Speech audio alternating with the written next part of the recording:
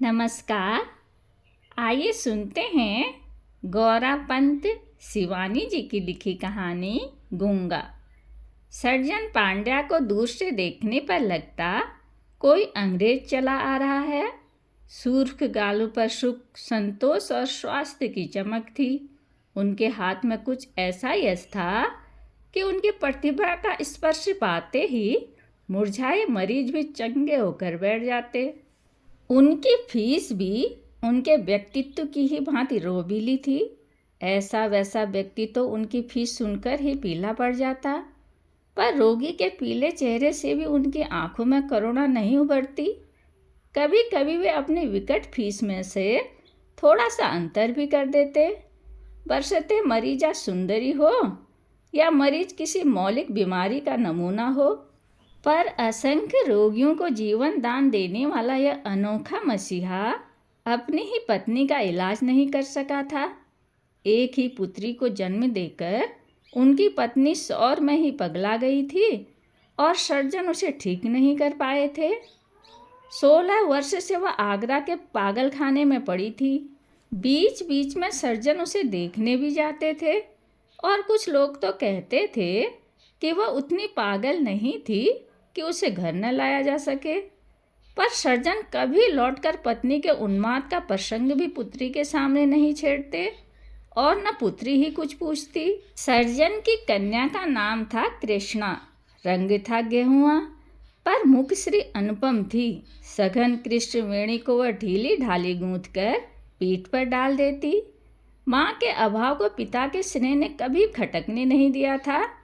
देख रेख की लगाम तो नहीं थी, पर पिता का शासन कड़ा था।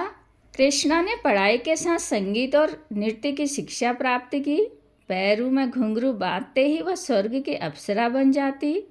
बड़े से बड़ा कला मर्मज्ञ हो या नृत्य संगीत से एकदम ही अनभिज्ञ कोई अरसिक, सब उसकी नृत्य की रस माधुरी में डूब कर रह जाते। यही उसके नृत्य की विशेषता थी। एक बार एक नृत्योत्सव में 3 घंटे तक नाचकर दर्शकों को मंत्रमुग्ध किया और अंत में जब हाथ जोड़कर दर्शकों की ओर सिर झुकाया तो तालियों से हाल गूंज उठा। सर्जन की आंखों में आनंदा अश्रु छलक उठे। अंतःकरण को अमृत वृष्टि से परिपल्वित करती उस छवि को एकटक देखते एक और भी व्यक्ति की आंखें तरल हो गई थी, और वह था तरुण स्क्वाड्रन लीडर वी डिसूजा। वह कृष्णा के पड़ोसी डॉक्टर डिसूजा का पुत्र था। उसके पिता सर्जन के क्लिनिक में ही काम करते और सर्जरी में ही हाथ में छुरी लग जाने से टिटनेस से उनकी मृत्यु हो गई थी। पिता की मृत्यु के बाद मातृहीन डिसूजा सर्जन के साथ ही छुट्टियां बिताता। कृष्णा के आकर्षण जाल में वह किस बुरी तरह फंस गया है, यह वह उसी दिन जान पाया। स्वभाव से ही लजीले उस सौम्य गौवानी युवक पर सर्जन का अत्यंत स्नेह था। उसके लंबोतरे चेहरे पर सांवले रंग की चमक थी। पतले मूंछों के नीचे उसके पतले होंठों पर सदा संयम की चाबी लगी रहती। वह बड़े नम्र स्वर में बोलता और बड़े ही सलीके से कपड़े पहनता। उसके जूते ऐसे चमकते कि कोई चाहे तो अपना मुख देख ले। सर्जन उसके जूतों की इसी चमक पर फिदा थे। शाबाश बेटे, तुम्हारे जूतों की चमक देखकर हमारी तबीयत खुश हो जाती है। जो शख्स अपने जूते चमका कर रखता है उसका दिल भी हमेशा चमकता रहता है। पता नहीं सर्जन का कथन किस अंश तक सच था, पर डिसूजा का दिल सचमुच ही एकदम साफ था। वह जितना ही कृष्णा से बचकर निकलता वह उसे उतना ही घेर लेती। इसी बीच सर्जन को अपने निसंतान बूढ़े चाचा की क्रिया निपटाने पहाड़ जाना पड़ा। कुछ ही दिन पूर्व उसके चाचा का अन्वय भरा पत्र आया था। मैं मरणासन्न हूँ। मेरी मृत्यु के बाद जैसे भी हो मुझे पीपल पानी कर जाना, नहीं तो मेरी आत्मा भटकती रहेगी। सर्जन प्रगतिशील विचारों के होकर भी घोर सनातनी थे। अपने राजप्रसाद के गुसलखाने में लघु शंका से निवृत्त होने भी जाते तो जनेऊ कान पर चढ़ा होता। चाचा की आत्मा को तो उन्होंने भटकने से बचा लिया, पर पुत्री की आत्मा भटक गई। 13वीं पर लौटे तो चित्त प्रसन्न था। आत्मी स्वजनों ने उनकी पुत्री के लिए एक हीरे सा टुकड़ा वर ढूंढ लिया था। कृष्णा उन्हें लेने एयरपोर्ट पर आई। क्यों बेटी, कांता अम्मा तुम्हें छोड़कर छुट्टी लेकर घर तो नहीं चली गई थी? उन्होंने पूछा। कांता अम्मा उनकी वर्षों पुरानी बूढ़ी आया थी। ना पापा, नम्र मुखी कन्या उन्हें कुछ पीली सी लगी। पापा, मेरे लिए पहाड़ की मिठाई बाल सिंगोड़ी लाए या नहीं? बच्ची की तरह मचल कर उसने पूछा। लाया क्यों नहीं, और भी एक चीज़ लाया हूँ अपनी दुलारी बेटी के लिए, जानती हो क्या? सर्जन ने मुस्कुराकर कहा। क्या पापा? एक सुंदर सा वर, जिसे ढूंढने ही शायद भगवान ने मुझे पहाड़ भेजा था। सर्जन ने कनखियों से बेटी की ओर देखा और ममता से उनका गला भर आया। थोड़े ही दिनों में उनकी बेटी पराई हो जाएगी। कृष्णा का चेहरा आश्चर्यजनक रूप से सफ़ेद लग रहा था। वह पहले गुमसुम हो गई, फिर अचानक दृढ़ स्वर में बोली, आपको मेरे लिए वर नहीं ढूंढना होगा, मैंने वर ढूंढ लिया है। सर्जन दंग रह गए। कहती क्या है लड़की, कहाँ से वर ढूंढ लिया? यहाँ तो अपने समाज का एक भी परिवार नहीं। क्या बात कर रही है पगली, कैसा वर? उन्होंने स्वर को करुण बनाकर पूछा। हाँ पापा, मैं विक्की से ही ब्याह करूँगी। सामान्य सी किशोरी के कंठ की दृढ़ता में कहीं भी नम्रता की मिठास नहीं थी। सर्जन क्रोध से कांपते चुपचाप अपनी मूछें नोचने लगे। सामान्य सा पायलट डिसूजा, उस पर भी ईसाई, और कहाँ कुमाऊं के महापंडितों के खानदान की पुत्री कृष्णा। कार घर पहुंची तो डिसूजा को बुलाने आदमी भेजा। पता लगा डिसूजा मद्रास चला गया है। शासन की लक्ष्मण रेखा में पुत्री को बांधकर सर्जन निश्चिंत हो गए। बिना उनसे पूछे अब वह गुसलखाने भी नहीं जा सकती थी। सर्जन को इसी बीच जयपुर के मेडिकल सेमिनार में अध्यक्षता करने जाना पड़ा। कांताम्मा को कड़ी हिदायतें देकर वे 2 और बूढ़ी नौकरानियां तैनात कर गए, किंतु 3 जोड़ी बूढ़ी आंखों को धोखा देने के लिए कृष्णा की एक ही जोड़ी जवान आंखें काफ़ी थी। डिसूजा खबर पाते ही छुट्टी लेकर आ गया और दोनों फिर लुक छिप कर मिलने लगे। पापा के आने में केवल 8 दिन है विकी। एक दिन कृष्णा ने उसकी छाती पर माथा टिकाकर कहा, तुम्हें 5 दिन बाद लंबी ट्रेनिंग के लिए फ्रांस जाना है। क्यों न हम सेंट पाल के बूढ़े पादरी की खुशामद कर शादी कर लें। पापा फिर कर ही क्या लेंगे। एक शाम दोनों जंगल में खो गए। बच्चों की भांति एक दूसरे का हाथ कसकर पकड़े सेंट पॉल से लौटे। तीसरे दिन डिसूजा चला गया। सर्जन लौटे। 2.5-3 माह तक मरीजों में फंसे रहे। एक दिन लेटे लेटे वे अखबार पढ़ रहे थे कि पहले ही पृष्ठ पर तरुण भारतीय पायलट की मृत्यु की खबर देखकर चौंक गए। डिसूजा की मृत्यु हो गई थी। वे मन ही मन ईश्वर को लाख लाख धन्यवाद दे रहे थे कि एक चीख सुनकर चौंक पड़े। कृष्णा उनके पीछे खड़ी थी। उसका रोना और कोई न सुन ले, यह सोचकर सर्जन ने चट से उसे उसके कमरे में धकेलकर अंदर से चिटकनी चढ़ा दी। पर कृष्णा सिसकती रही। क्या तूफान मचा रखा है तुमने? कोई नादान बच्ची तो नहीं हो। तुम्हें पता होना चाहिए कि तुम्हारी शादी तय हो चुकी है। बाल बिखराए है कृष्णा तड़प कर उठ बैठी। मेरी शादी हो चुकी थी पापा, क्या बकती है। सर्जन ने तिल मिलाकर बेटी की ओर चांटा साधा, फिर बड़ी चेष्टा से बिना मारे ही हाथ खींच लिया। हाँ पापा, 3 माह पहले सेंट पॉल के पादरी ने हमारी शादी करवाई थी। विकी मेरा पति था। उसके होंठ कांपने लगे। चुप कर बेहुदी, तुम अभी नाबालिग हो, शादी हो ही कैसे सकती थी। गुस्से से पैर पटककर सर्जन धड़धड़ाते पादरी के पास गए।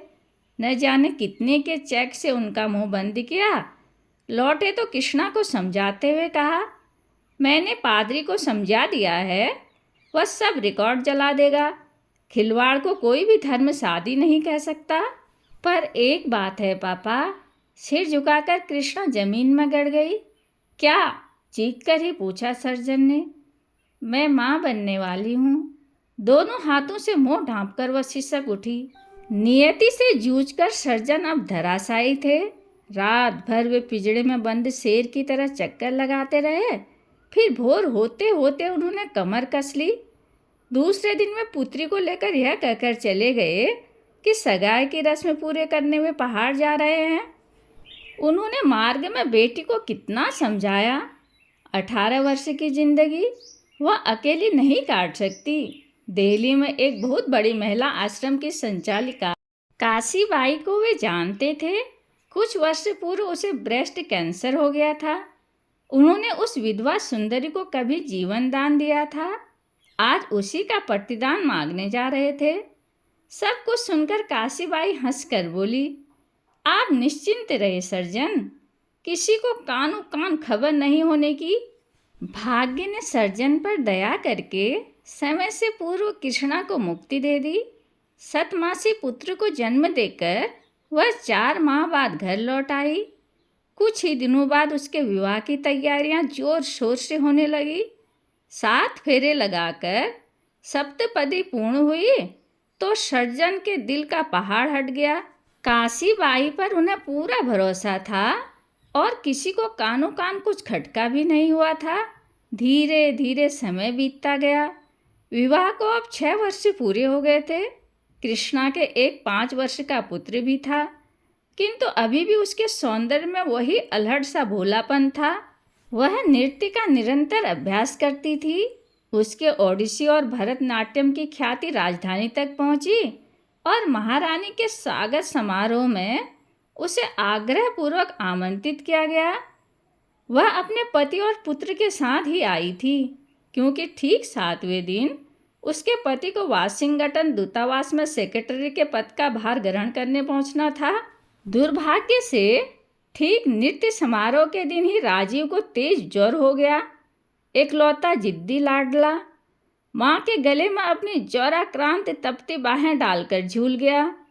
नहीं मम्मी, तुम यहीं रहो। बड़ी कठिनता से एक इलेक्ट्रिकल ट्रेन और चॉकलेट का उत्कोच देकर कृष्णा को छुट्टी मिली। उस दिन के नृत्य प्रदर्शन ने उसके गले में कीर्ति की जयमाला डाल दी। स्वयं महारानी एलिजाबेथ ने उसके दोनों हाथ पकड़कर उसे बधाइयाँ दी। प्रशंसा और तालियों के नशे में झूमती वह पति के साथ कार में लौट रही थी कि सर्द से महिला आश्रम के पास से कार गुजर गई। एक पल में ही उसकी सारी प्रसन्नता उड़ गई। जिस घाव की सूखी पपड़ियां तक झर गई थी, वही आज नासूर बन गया था। घर पहुंची और बच्ची को छाती से चिपटा कर लेट गई, पर सो नहीं सकी। माँ को पाकर राजीव ने प्रसन्नता से छाती में मुंह छिपा लिया। पीपल के पेड़ के साये में घिरी आश्रम की छोटी सी कोठरी में मूंज की झूला सी चारपाई पर एक अभागा सो रहा था। उसके पास मुंह छिपाने को किसी की छाती नहीं थी। उसे सदा के लिए छोड़ जाने पर भी माँ ने किसी प्रकार का समझौता नहीं किया था। न उसे माँ के लौटने का इंतजार था, न बिछोह का दर्द। वह दिन भर आश्रम के लावारिस बच्चों से पिटता रहता। उसकी शांत आंखों में एक अजब उदासी थी। न वह किसी से बोलता था, न किसी से झगड़ता भी कैसे? वह बहरा था और बोलता भी क्या? बेचारा जन्म से ही गूंगा था। कृष्णा को यह सब कुछ पता नहीं था। 5 वर्षों में वह कई बार उसे देखने को व्याकुल हो उठी थी, पर उसके पापा को आश्रम में कभी पैर भी न रखने का वचन दिया था। फिर क्या पता, शायद मर ही गया हो। बेचारी कृष्णा क्या जानती थी कि ऐसे बच्चे जिनकी मौत की मिन्नतें मांगी जाती हैं, कभी नहीं जाते हैं वे जिनकी जिंदगी की भीख के लिए दामन फैलाए जाते हैं। सोमवार को उसे विदेश जाना था। बच्चे का बुखार उतर गया था और वह अपनी रेल से खेल रहा था। पति कहीं गए थे। कृष्णा ने अपनी कार निकाली और उसी दुकान पर पहुंची जहां से खिलौने की रेल खरीदी थी। ठीक वैसी ही रेल खरीदी, एक बड़ा सा भालू लिया और कई चॉकलेटों से बैग भरकर आश्रम की ओर चल पड़ी। थोड़ी दूर पर कार पार्क कर उतरी तो कलेजा धड़कने लगा। क्या पता काशीबाई की बदली हो गई हो। साहस कर भीतर गई तो काशीबाई गेट पर ही मिल गई। ओह तुम, वाह, आओ आओ, दफ्तर ही में बैठो। हाथ पकड़कर उसे भीतर ले गई। कहो, आज बहुत दिनों में याद किया। स्वर का तीखा व्यंग कृष्णा के हृदय के घाव पर नमक छिड़क गया। आती कैसे, पापा को वचन दिया था, कहकर कृष्णा ने माथा झुका लिया। क्या उसे देखोगी? बड़ी आत्मीयता से काशीबाई आगे को झुक गई। सिर झुकाकर कृष्णा ने मौन स्वीकृति दे दी। देखो कृष्णा, बुलवा लेती हूँ, पर जरा अपने दिल पर काबू रखना।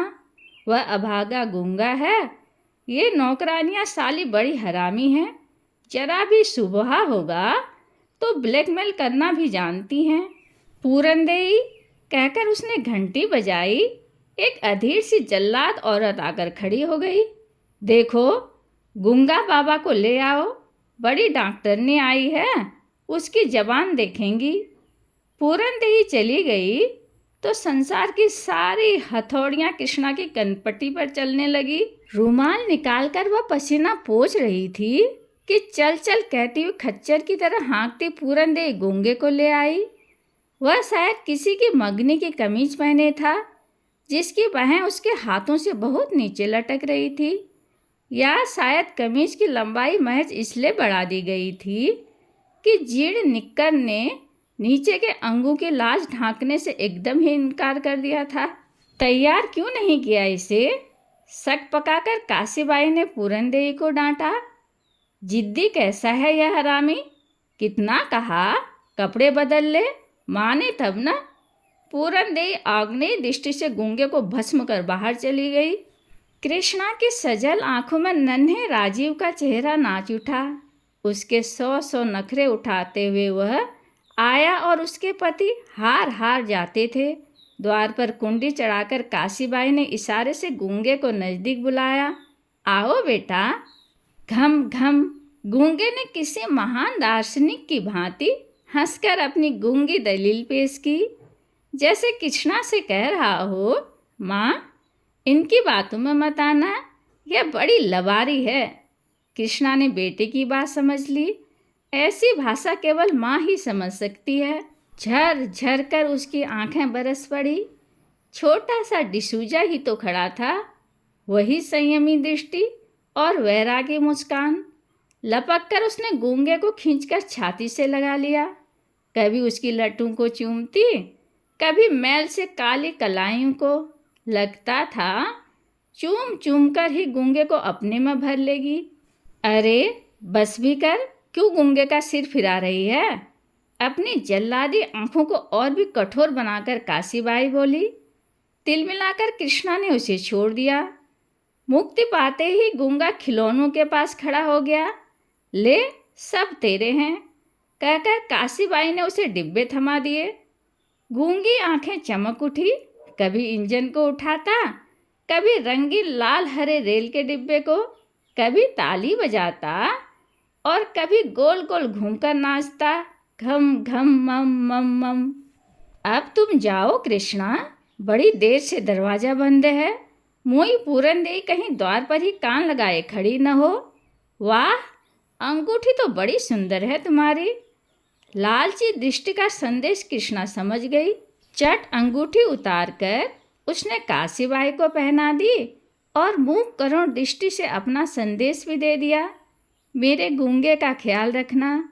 फिर हृदय पर पत्थर रखकर वह उठी, एक बार गूंगे को चूमा और तीर सी बाहर छिटक गई। सोमवार को वह पति के साथ विदेश चली गई। कुछ ही महीनों में भारतीय सेक्रेटरी की नृत्य परवीणा पत्नी की चर्चा पूरे एम्बेसी में थी। एक बार टेलीविज़न पर उसका नृत्य हुआ और एक दिन उसे एक पत्र मिला, एक गूंगे बहरे बच्चों की संस्था संचालिका मदर मारिया का। क्या वे उनके अभागे बच्चों के सम्मुख अपना मनोहारी नृत्य प्रस्तुत कर कृतार्थ करेंगी? कृष्णा ने एकदम स्वीकृति दे दी। 3 घंटे तक वह नाचती रही। गूंगे चेहरों पर खुशी की चमक उसके लिए करोड़ों तालियों की गड़गड़ाहट से भी बढ़कर थी। नृत्य समाप्त हुआ और मदर का हाथ पकड़कर एक देवदूत सा सुंदर बालक आया और उसे फूलों का गुच्छा भेंट किया।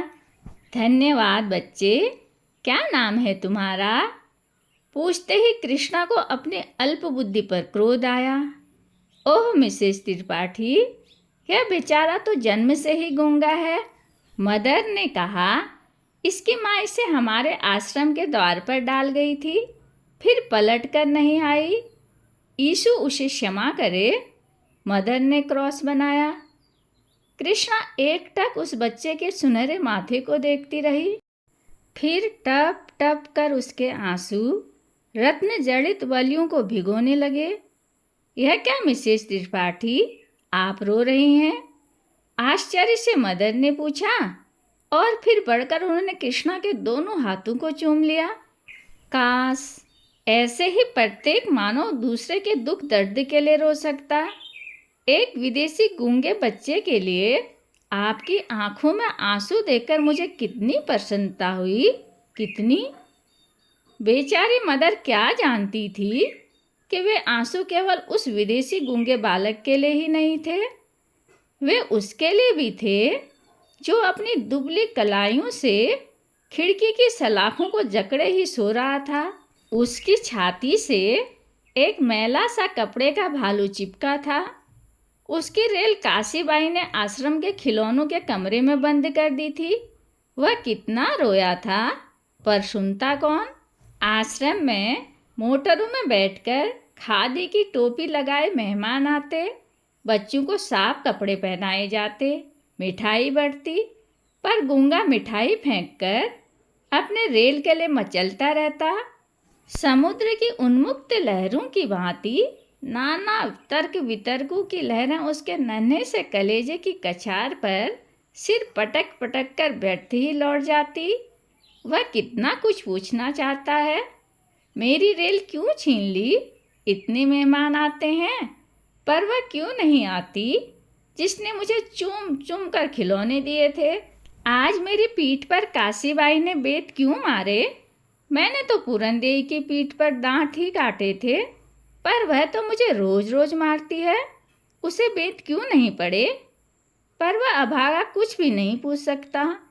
अंधे बेजान भालू को छाती से चिपकाकर खिड़की के अंधेरे कोने में दुबक गया है, जहाँ थोड़ी देर तक न उसे काशीबाई ढूंढ सकती है न पूरनदेवी। सात समंदर पार उसकी माँ भी सिसक रही है। शायद उन्हीं लाड़ भीनी सिसकियों की लोरी ने गूंगे को भी सुला दिया है। मीठी नींद में डूबा गूंगा अपने गूंगे सपनों की दुनिया में पहुंचकर खो गया है। वहाँ न काशीबाई है न पूरनदेवी, वहाँ तो बस बड़ी सी बिजली की रेल है। सोने के पेड़ों पर खिलौने झूल रहे हैं और वही सुंदर सी औरत उसे गोद में उछाल उछाल कर चूम रही है। नींद ही में गूंगा मुस्कुराकर भालू को और भी कसकर छाती से लगा लेता है। कहानी सुनने के लिए धन्यवाद।